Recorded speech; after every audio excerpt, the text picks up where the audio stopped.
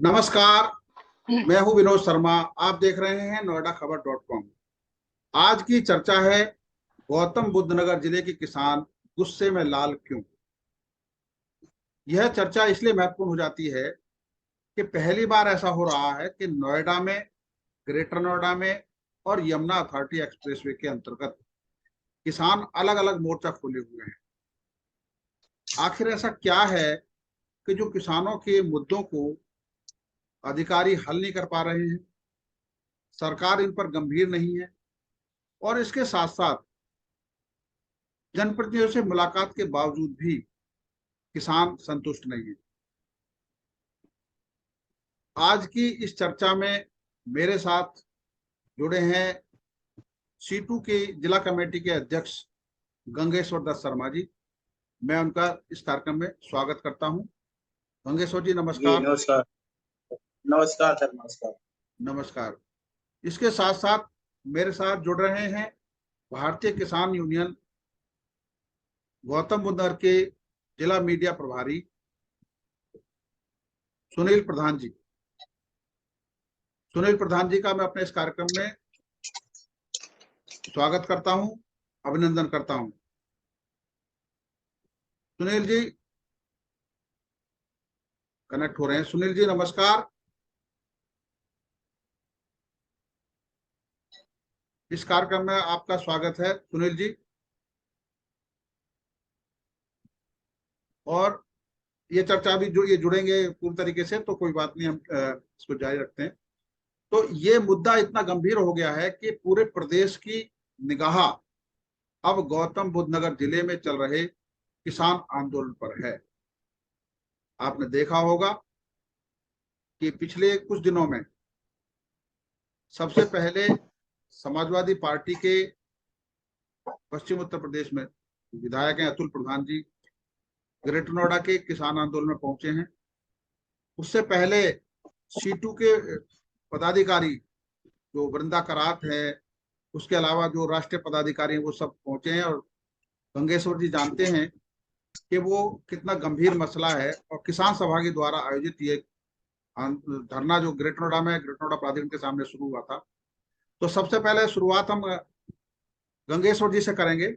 गंगेश्वर जी, जो ऐसा क्या है जो किसानों की समस्याओं को नोएडा ग्रेटर नोएडा हल नहीं कर पा रहे हैं, और ये जो धरना शुरू हुआ है ये किस उद्देश्य को लेकर शुरू किया गया था, क्या मुख्य मुद्दे थे जो ये मुद्दे हैं, और इन पर जो जो बातें हुई हैं, थोड़ी सी हमारे जनप्रतिनिधियों के साथ भी आपकी बातें हुई हैं, क्या है ये मुद्दे, जरा हमारे दर्शकों को बताइए जी।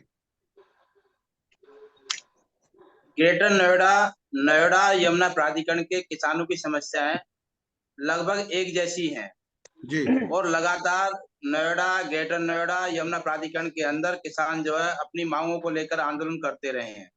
हाँ। प्राधिकरण द्वारा बार बार आश्वासन दिया जाता है, कई लिखित समझौते हैं, लेकिन प्राधिकरण की नीयत किसानों की समस्याओं का समाधान करने की नहीं है। हम्म। अधिकृत जमीन के बदले भूखंड देने का जो सवाल है, जी। 10% अधिग्रहण करते समय किसान से जो मुआवजा उसकी जमीन का काटा गया कि उसके हम्म। बदले में उसको भूखंड दिया जाएगा। हम्म। 10% में से 5% डेवलपमेंट चार्ज और दूसरे उसमें काट करके 5% प्लॉट दिया जा रहा है। कुछ हाँ। लोगों को दिए गए, लेकिन ज्यादातर लोगों के प्लॉट जो आज भी लंबित है, हम्म। जबकि प्राधिकरण को अपनी जेब से उसमें कुछ नहीं देना है। हम्म। किसानों का पैसा काटा हुआ है, डेवलपमेंट चार्ज भी किसानों से ले रहे हैं, हम्म। इसके बावजूद भी किसानों को जो है भूखंड नहीं दिए जा रहे हैं। ये एक हम्म। जो है पुराना मसला है, लंबे समय से है। हम्म। हम्म। भूमि अधिग्रहण कानून 2014 में लागू हुआ, हम्म। जिस कानून में प्रावधान है कि ग्रामीण क्षेत्र में सर्किल रेट का या बाजार रेट का जो भी अधिक हो, हम्म। उसका जो 4 गुना जो मुआवजा मिलेगा, शहरी क्षेत्र में जो 2 गुना मिलेगा। जी। लेकिन ग्रामीण क्षेत्र होने के बावजूद भी हम्म। किसानों को लाभ ना देना पड़े, इसको शहरी क्षेत्र घोषित कर दिया गया। ग्राम हम्म। पंचायतें भी यहाँ से समाप्त कर दी गई। हम्म। हाँ। दूसरा, 2014 के बाद सर्किल रेट हम्म। में बढ़ोतरी नहीं की गई, लेकिन हम्म। नोएडा प्राधिकरण ने और जिला प्रशासन ने अपने जो है सर्किल रेट में तो बढ़ोतरी जो है हर 3 साल पे वो करते रहे हैं। लेकिन किसान के लिए सर्किल रेट में 2014 के बाद कोई बढ़ोतरी नहीं की गई। आबादी जी। जो बनी हुई है बिना उसका सर्वे किए ज्यादातर आबादियों को प्राधिकरण ने जो है अधिग्रहण किया। जिनके विवाद आज तक लंबित है उनके समाधान नहीं हो पा रहे हैं। बार बार प्राधिकरण उनको तोड़ने का प्रयास करता है। कुछ ऐसे मसले भी है जहां प्राधिकरण ने शिफ्टिंग पॉलिसी लेकर के आए। शिफ्टिंग पॉलिसी में किसान की आबादी का आधा जमीन का रकबा जो देने का प्रावधान किया, जो अपने आप में उचित नहीं है कि किसान की जितनी जमीन है उतना ही जो उसको जो है जमीन जो दी जाए, ये किसानों की मांग रही है। जी। ये भी तय था कि अधिकृत जमीन के बदले न्यूनतम जो प्लॉट है वो 120 मीटर का होगा। बाद में इसको जो उन्होंने संशोधन किया 40 मीटर कर दिया, और वो 40 मीटर का प्लॉट भी खत्म उन्होंने कर दिया। प्राधिकरण की जो आवासीय योजनाएं हैं उनमें 15.5% जो है किसानों के लिए कोटा था। वो 17.5% कोटे को भी जो है प्राधिकरण ने जो समाप्त कर दिया। 2010 के शासनादेश में ये बहुत स्पष्ट कहा गया है कि जो है अधिकृत जमीन के जो परिवार है उनके हर परिवार से एक सदस्य को जो है रोजगार दिया जाए। लेकिन उसका पालन आज तक जो है प्राधिकरण द्वारा नहीं किया गया है। जो भूमिहीन किसान थे जी। उनको 40 मीटर प्लॉट देने की बात जो है थी, और 2011 में पटवारी में किसानों के साथ समझौता हुआ, लेकिन उसको भी जो उन्होंने लागू नहीं किया कि जो इस क्षेत्र के जो भूमिहीन किसान थे उनको जो है 40 मीटर का जो प्लॉट जो दिया जाए। ये भी इस आंदोलन का प्रमुख जो है मांगों में शामिल है। तो इस तरह बहुत सारे जो मुद्दे हैं, पुराने मुद्दे हैं, जिन पे कई बार प्राधिकरण के साथ चर्चाएं हुई हैं, लिखित समझौते भी हुए हैं, लेकिन सरकार की और प्राधिकरण की मंशा किसानों की समस्याओं को समाधान करने की नहीं है। किसान उसके लिए बार बार आंदोलन करते हैं, और किसानों को सब्र का जो बांध टूटा है उसका ये नतीजा है कि ग्रेटर नोएडा के अंदर अनिश्चितकालीन रात दिन का जो धरना चल रहा है। 25 अप्रैल से धरना शुरू हुआ, जो आज तक जारी है। 6 जून को प्राधिकरण ने और प्रशासन ने मिलकर के और सरकार के इशारे पर उस आंदोलन को कुचलने का प्रयास किया। रात को धरने पर बैठे हुए तमाम जो है किसान और महिलाओं को जो है वहां से जो बदतमीजी करके लाठीचार्ज करके उनको गिरफ्तार किया गया, पुलिस लाइन लेकर। जी, आपकी आवाज डिस्टर्ब हो गया। आवाज, हाँ, आवाज आपकी डिस्टर्ब है। वो तो पुलिस लाइन पहुंचे, पुलिस लाइन में भी किसानों के ऊपर, महिलाओं के ऊपर लाठीचार्ज किया गया, गिरफ्तारी लेने से उनकी मना कर दिया गया। जो लोग गिरफ्तार थे उनमें से 33-34 लोगों को जो जेल भेज दिया गया। और इसके बाद प्रशासन ने और सरकार ने, प्राधिकरण ने पूरा ये कोशिश किया कि धरना जो है अब नहीं होगा। गांव-गांव में पुलिस बैठा दी गई, लोगों के घर से निकलने पे पाबंदी लगा दी गई। हमारे सीटू के कार्यालय पर जो है 7 जून को ही सुबह से 9 बजे से पुलिस और 10 बजे तक जो है पूरी फोर्स लगा करके नाकेबंदी करके बैठे रहे। जब उच्च अधिकारी से बातचीत की तब उन्होंने रात को फोर्स तो हटाई, लेकिन मेरे साथ फिर भी जो उन्होंने जो है पुलिस के दरोगा और कर्मचारियों को लगा दिया कि आप जो ग्रेटर नोएडा प्राधिकरण की तरफ नहीं जाएंगे, इसलिए रात दिन आपके साथ लेंगे। 3 दिन लगातार पुलिस जो है मेरे घर पे जो लगी रही। तो पूरा प्रयास ये किया गया कि आंदोलन को पुलिस के माध्यम से दमन के आधार पर दबा दिया जाए, लेकिन किसान इस बार जागरूक है और प्राधिकरण की, प्रशासन की और सरकार की तमाम तिकड़मबाजी को तोड़ करके 7 जून को उससे और बड़ी संख्या में लोग जो है ग्रेटर नोएडा प्राधिकरण पर पहुंचे, और दोबारा से जहां से धरना पुलिस ने उठाया था वहीं पे धरना शुरू किया, जो धरना आज तक भी जारी है। और 34 लोग जो है नेतृत्वकारी लोग जेल में है, उसके बावजूद भी किसान मजबूती से उस आंदोलन को चला रहे हैं, और बड़े पैमाने पे महिलाओं की जो है हिस्सेदारी इस आंदोलन में है। तो ये आंदोलन सरकार, प्राधिकरण और जिला प्रशासन की जो बार बार आश्वासन देने के बाद उनकी समस्याओं का समाधान नहीं किया गया, उससे विश्वास हटा है, और इसलिए जो है इस तरह के आंदोलन की तरफ जो है क्षेत्र के किसान गए हैं। और हम समझते हैं कि प्राधिकरण और सरकार के लिए सबक है कि किसानों की समस्याओं का समाधान करें। अधिकृत जमीन के बदले में जो भूखंड दिए जाने हैं, आबादी के जो मसले हैं, नए अधिग्रहण कानून के तहत उनके जो है 4 गुना जमीन के मुआवजे का सवाल है जी। अधिकृत जमीन के परिवारों को जो है रोजगार देने का सवाल है। स्थानीय स्कूल कॉलेजों में या हॉस्पिटलों में उनके लिए जो है आरक्षण हो कि जो है कम से कम वो अपना इलाज करा सके या बच्चों को पढ़ा सके। ये बहुत सारे ऐसे गंभीर ज्वलंत सवाल है जो प्राधिकरण और सरकार के सामने रखे हुए हैं।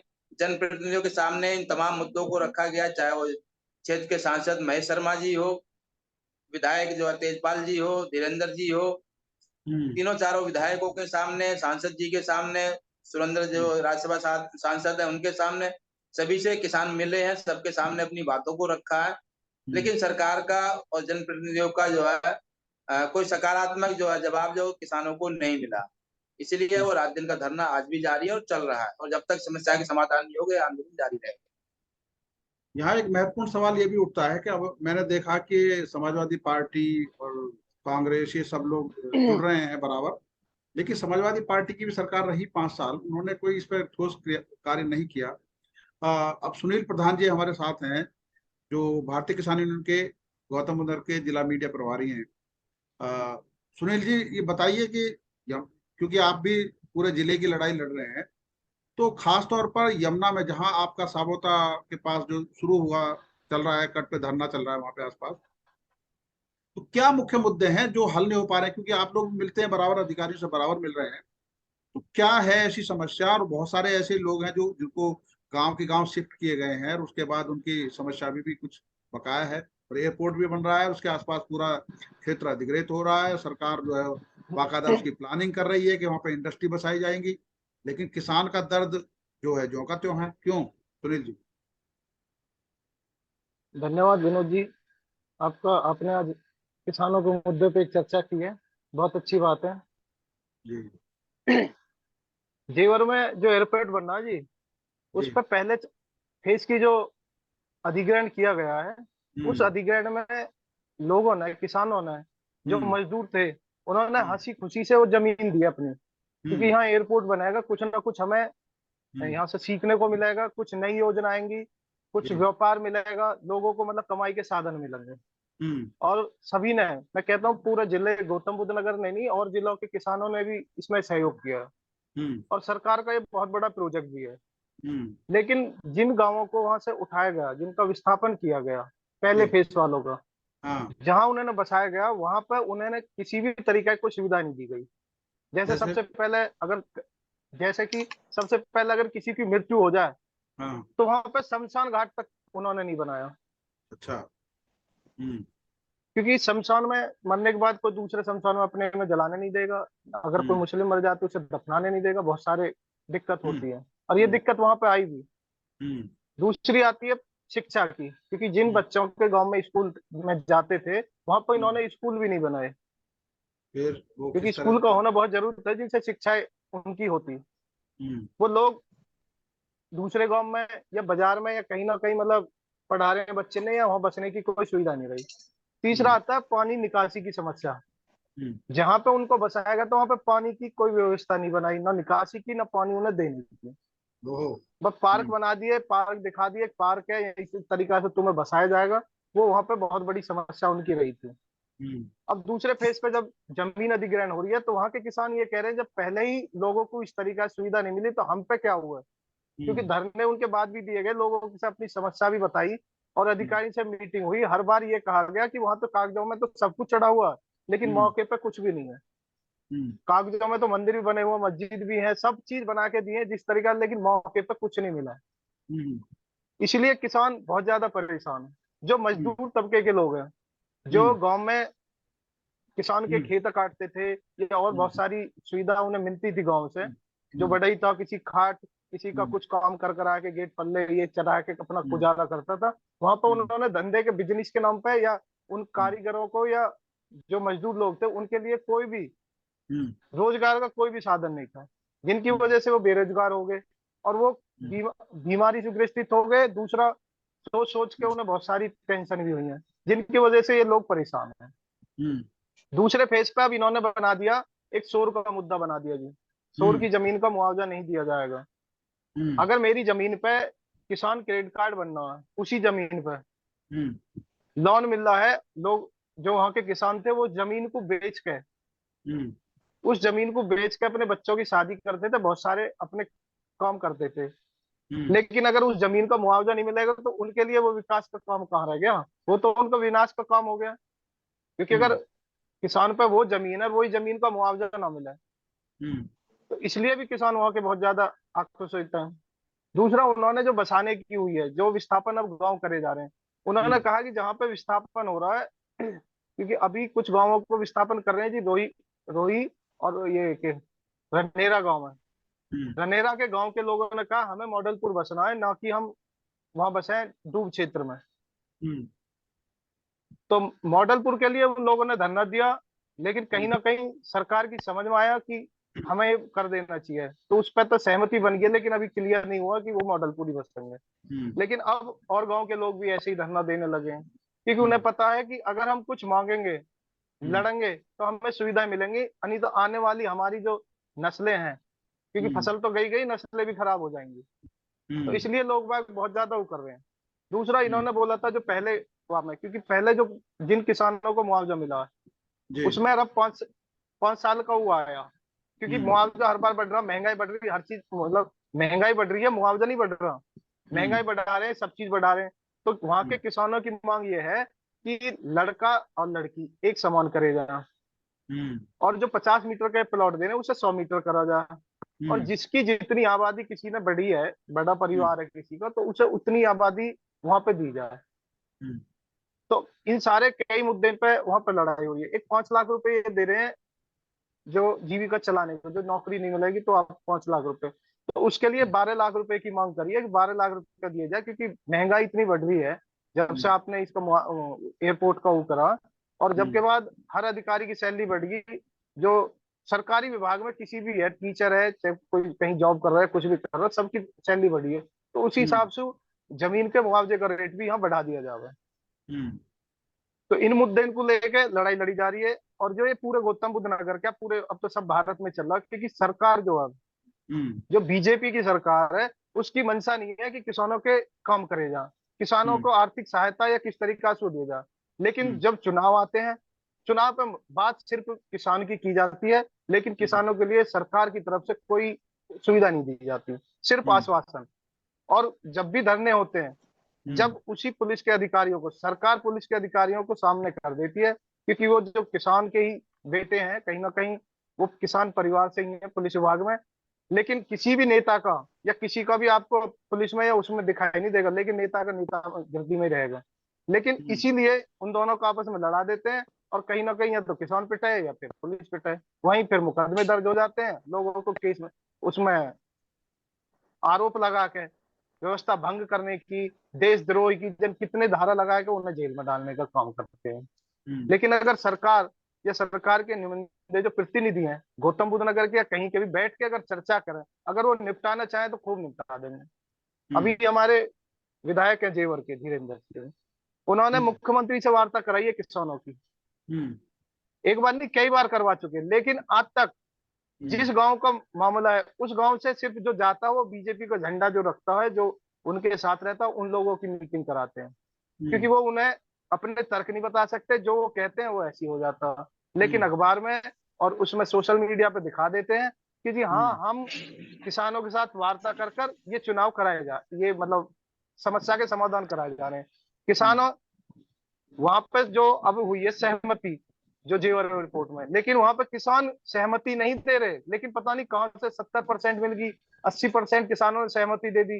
पूरे गांव के लोग मना कर रहे हैं, हम कोई सहमति नहीं दे रहे, लेकिन अखबार में, न्यूज़पेपर में और सोशल मीडिया पे दिखा देते हैं प्रतिनिधि की यहाँ पे सुविधा सब में हो गई, सब सहमत हैं, सहमति पत्र दे दिए, सहमति पत्र भी दिखा देते हैं कि ये सहमति पत्र है, लेकिन गांव के लोग देते नहीं, पता नहीं कहां से सहमति पत्र तैयार हो जाते हैं।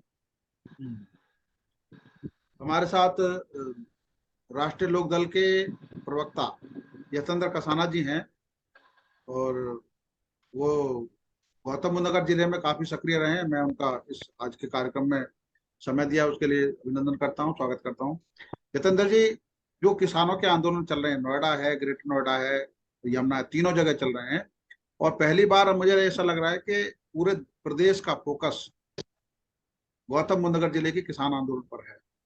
और यही वजह है कि चाहे वो समाजवादी पार्टी के राष्ट्रीय अध्यक्ष अखिलेश यादव जी भी आने वाले हैं, उसके अलावा कांग्रेस ने भी एक प्रतिनिधिमंडल कल भेजने वाले हैं, वो 14 सदस्यीय जो जेल में गए हैं उनसे मिलने, और किसानों के साथ में राष्ट्रीय लोक दल तो गंभीर है ही है, सारे जुड़े हुए हैं, और भारतीय किसान यूनियन है, C2 है। तो कुल मिला के ये कह सकते हैं कि किसानों की समस्या को लेकर फोकस है।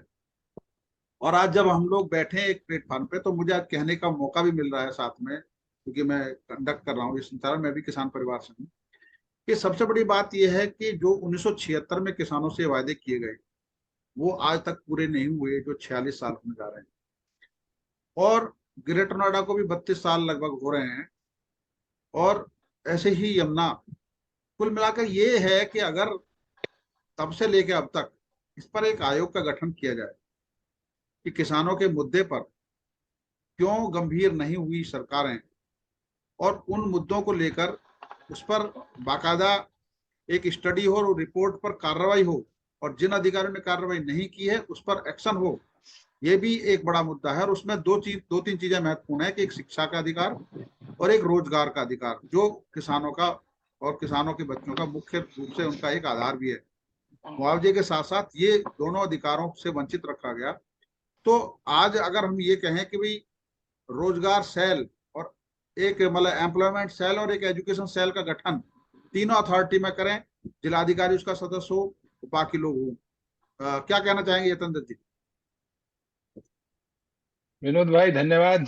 एक तो बड़ा सेंसिटिव मुद्दा है आज की तारीख में, जिसपे जी आपने आज ये चर्चा रखी जी है।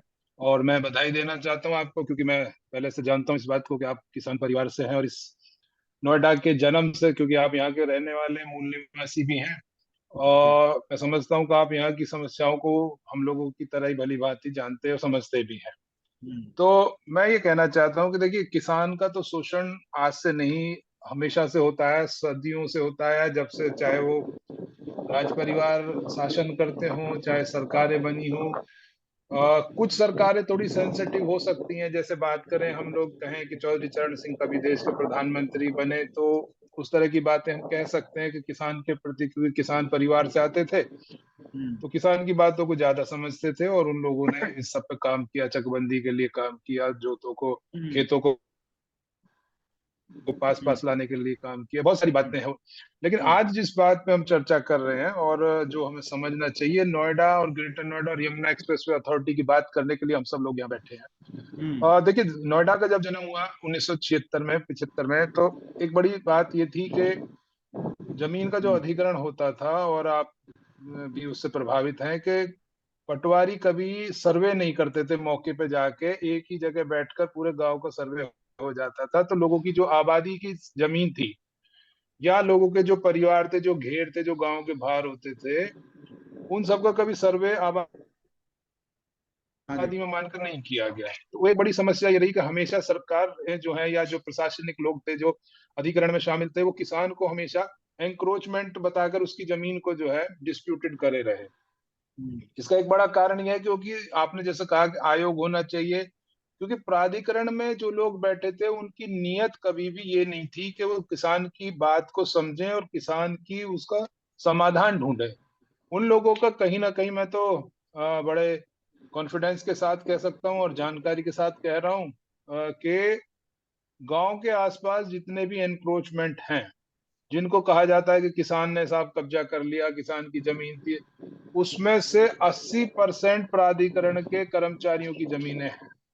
किसान तो बेचारा गरीबी में पहले ही बेच चुका होता है, उसके पास तो मुआवजा इतना भी नहीं मिलता कि यदि वो अधिग्रहण के 5 साल बाद किसी सेक्टर में अपना एक मकान लेना चाहे, अपने जैसे परिवार बढ़ रहे हैं, तो उनके लिए यदि वो उम्मीद करे कि 200 गज का या 200 मीटर का एक प्लॉट वो अपने बच्चों के लिए ले ले, तो बड़ी हैरानी और परेशानी की बात है कि जितने रुपए में उसकी सारी जमीन अधिग्रहित हुई, उतने रुपए में वो एक 200 मीटर का प्लॉट नहीं ले सकता किसी सेक्टर के अंदर। बिल्कुल। तो ये तो किसान के साथ तो अत्याचार शुरू से होता है। देखिए हर जगह की अपनी अपनी, विनोद भाई, समस्याएं होती हैं। किसी इलाके में जहाँ किसान पूरी तरह खेती पर आधारित है, वहां उसकी समस्या है कि साहब डीजल सस्ता होना चाहिए, बिजली फ्री मिलनी चाहिए, भंडारण की समस्या है वो नहीं, उसका कुछ निस्तारण होना चाहिए। यदि किसान दूध उत्पाद करता है तो उसको दूध की बिक्री के लिए सेंटर्स बनने चाहिए, मतलब तमाम बीज सस्ता मिलना चाहिए। तो ये चीजें, अब नोएडा में जब आप आ जाते हो तो यहाँ जो जिस जमीन का वो हजारों सालों से उसकी पुश्ते किसान की जो पूर्वज थे वो जब खेती करते चले आ रहे हैं और उससे वो अपनी जीविका चलाते आते थे, जीविका का साधन खेती थी। तो जब आपने उसको खत्म कर दिया और ये प्राधिकरण बना दिए गए, तो ये बनाए तो विकास प्राधिकरण थे, इनको नाम दिया गया, लेकिन ये प्रॉपर्टी डीलिंग के अड्डे बन गए सरकारों के लिए भी और अधिकारियों के लिए। आप किसान की जमीन सस्ते रेट पर खरीदेंगे, आप उसको बाजार में महंगे रेट पर बेचेंगे, उसे ऑक्शन में बेचेंगे, लेकिन जो उसका आवाज आपकी डिस्टर्ब हो गई, आपका माइक बंद। हाँ। आप आ, ये नहीं सोचा कि उसके बच्चे जो इस पे खेती करते, आगे चल के जो अपने जीविका इससे कमाते, उनका क्या होगा। तो वो एक बड़ी समस्या हमेशा से ये रही है। क्योंकि एक तो मैं बताता हूँ कि जो लोग रिप्रेजेंटेशन करते हैं, जिन लोगों को हम तथाकथित अपना जनप्रतिनिधि कहते हैं, मैं तो नाम लेकर कहना चाहूंगा, लोगों को शायद उससे कोई दिक्कत भी हो, लेकिन आज जो नोएडा के विधायक हैं वो यदि नोएडा के पूरे गांव का नाम भी बता दें तो मैं मान लूंगा कि वो नोएडा की समस्याओं से वाकिफ हैं। वो नोएडा के 4 सेक्टर्स के अलावा यदि 5वें और 6ठे सेक्टर का रास्ता बता दें तो मैं मान लूंगा कि वो नोएडा की चीजों को जानते हैं। लेकिन समस्या इसके साथ ये भी है कि किसान भी कहीं ना कहीं बहुत मैं कहूंगा कि कमजोर है कुछ चीजों में। आज जो आंदोलन चल रहे हैं, मैं देख रहा हूँ नोएडा में किसान 3 महीने तक बैठे रहे, एनटीपीसी की समस्या रही, उस पे किसान कई महीनों तक बैठे रहे। आज ग्रेटर नोएडा के किसान जब बैठे तो उनके साथ मारपीट की गई, सरकार के द्वारा बदतमीजी की गई, किसान नेताओं को खदेड़ा गया, घसीटा गया। और अब तो मेरी जानकारी में हम लोगों की चर्चा आज हो रही थी कहीं पर, तो ये बात आई है कि किसान के साथ जेल में भी बुरा व्यवहार किया जा रहा है जो किसान नेता वहां पर पकड़े गए। अच्छा। तो ये एक समझना चाहिए कि वो लोग कोई गुंडे नहीं है, वो लोग कोई भूमाफिया नहीं है। वो लोग तो देखिए, किसान को प्रोटेस्ट यदि कर रहा है अपनी जमीन के लिए और अपनी मांग के लिए, तो सरकार को संवेदनशील होना चाहिए, उनकी बात को सुनना चाहिए, समझना चाहिए, पूछना चाहिए कि भाई आपकी क्या दिक्कत है। मैं आपको एक उदाहरण के साथ बताना चाहता हूँ कि 1964 में या 65 का समय रहा होगा, मेरे पिता चौधरी बिहारी सिंह जी ने लाल बहादुर शास्त्री जी के घर पर दूध वालों का एक धरना लगाया। मेरे पास उसकी फोटो है और उनसे जब कभी बात होती थी तो वो अक्सर बताते थे, बोले भाई हम उस धरने में बैठे थे तो शास्त्री जी घर से निकल के हमारे पास आ गए। और ये 65 की बात है, क्योंकि भारत पाकिस्तान का युद्ध चल रहा था। तो उन्होंने कहा कि भाई आप यहाँ क्यों बैठे हो, आप लोगों को जाना चाहिए बॉर्डर पे। तो शास्त्री जी जो ऐसे कपड़े घर में पहनते थे, उन्हीं को पहने हुए, उसी बनियान में जो आप पूरी बाजू का बनियान बुजुर्ग लोग पहना करते थे, वो बाहर आ गए, बोले बेटा यहाँ बैठने का समय नहीं है, आप लोग अभी देश संकट में। तो मैं आपकी बात समझता हूँ, क्योंकि वो दूध वालों का खोया उत्पादकों का धरना था। तो ऐसे संवेदनशील लोग भी इस देश में सत्ता में रहे हैं, मैं ये बताना चाहता हूँ। और आज की जो सत्ता है वो संवेदनशील नहीं है, वो ताकत पे पुलिस के दम पर हुकूमत करना चाहते हैं। वो हमारे लिए जी। चुनी हुई सरकारें नहीं है, वो हुकूमत करने के लिए सरकारें चुनी जा रही है। तो सरकार से हमारा निवेदन है, यदि आपकी बात और हम लोग वहां तक पहुंच पाए तो सरकार थोड़ी संवेदनशील हो किसानों की समस्याओं के बारे में। क्योंकि ये किसी को मजा नहीं आता है कि अपना घर बार छोड़कर महीनों महीनों आप सड़क पे पड़े रहें। कोई यहाँ पर मतलब कोई भी नहीं चाहता, चाहे वो किसान हो चाहे मजदूर हो। गंगेश्वर शर्मा जी जी। हैं बेटे, मैं जानता हूँ इन्हें। ये लोग मजदूर की राजनीति भी करते हैं। तो ये लोग वो लोग नहीं है, कोई फुल टाइम किसी का ये काम नहीं है। सब लोग चाहते हैं कि अच्छे से उसके पर अपने घर में रहे। ऐसी गर्मी का मौसम है, आज लगभग 45 डिग्री टेम्परेचर पे पहुंचा और वो लोग वहां पे सड़कों पर प्राधिकरण के सामने बैठे हुए हैं। तो मेरे तो ये दरखास्त है आपके इस कार्यक्रम के माध्यम से कि जहां तक बात पहुंच पाए कि सरकार संवेदनशील हो, किसान की बात को सुने। यदि पुरानी आबादी के मसले हैं, यदि 5% प्लॉट की समस्या है, तो इसमें इतनी परेशानी की बात क्या है? आपके पास डेटा सेंटर बनाने के लिए आप सैकड़ों एकड़ जमीन निकाल सकते हैं, आप गोल्फ कोर्स बना सकते हैं 200 एकड़ का, लेकिन आप कहते हैं कि किसान के को प्लॉट देने के लिए 5% जमीन के लिए आपके पास जमीन नहीं है। तो ये कैसी, मतलब किस तरह की सोच है? कौन सामंतवादी सोच के लोग हैं जो जिसकी मूल जमीन है, जो उसका मालिक है, आप उसको घर बनाने के लिए आपके पास जमीन नहीं है, जबकि आपने उसकी पूरी जमीन छीन ली है एक तरह से सस्ते रेट पे। तो आप एटलीस्ट, बहुत सारी जमीनें आज भी खाली पड़ी हुई है नोएडा और ग्रेटर नोएडा एक्सप्रेसवे पे, आप जाएंगे देखेंगे तो आप पहले किसान को, जितने किसान आज तक जिनकी जमीनें ली गई हैं नोएडा या ग्रेटर नोएडा में, आप पहले उनको जमीन दे दीजिए, उनके 5-7%, 6% का जो भी मसला है वो निपटा दीजिए, तो शायद सरकार की भी वाहवाही होगी और हमें लगेगा भी कि भाई किसान के लिए कुछ हुआ है। तो नहीं, आज बिल्कुल आप आपने बात करें, आपने मैं जो तो बात आप कही है सबका ध्यान। बिल्कुल सही है। मैं एक इस मामले में बड़ा महत्वपूर्ण बात भी कहना चाहता हूँ कि क्या वजह है कि किसानों के मुकदमे 40-40 साल से चल रहे हैं। क्या सरकार की मंशा नहीं है उनको हल करने की? अधिकारी उनको हल नहीं करना चाहते? किसान क्यों पीड़ित है? किसान के ऊपर मुकदमा चल रहा है, सरकारी खर्च से चल रहा है। ये बात बिहारी सिंह जी ने भी उठाई थी।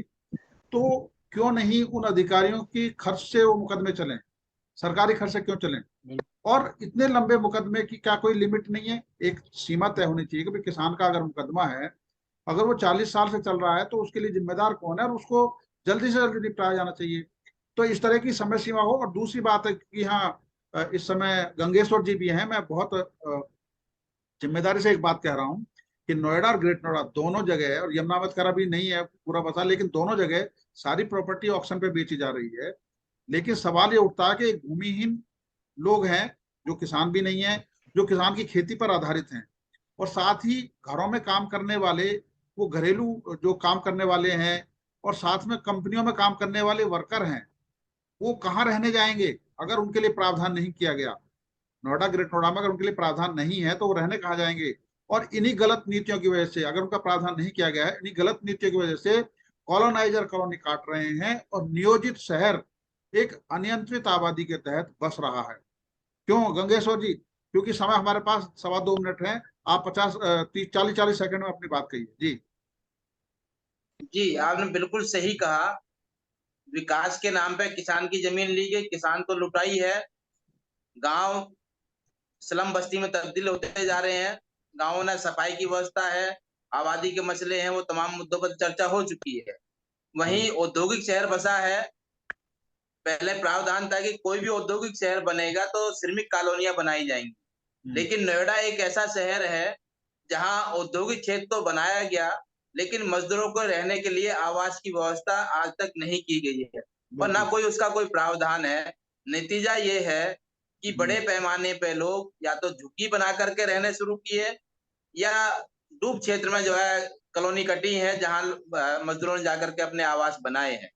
बिल्कुल। अगर सरकार और प्राधिकरण गरीब तबके के लोगों के लिए सस्ते और छोटे मकान बना कर देने की योजना लॉन्च करता, तो शहर में ना तो झुग्गियां बनती और ना ये डूब क्षेत्र में जो है बिल्कुल। इतनी बिल्कुल बड़ी आपकी बात आबादी सही का है। जो है विस्तार होता। आपकी बात सही है। तो बस आप जो 20 सेकंड में अपनी बात कीजिए। सुनील जी,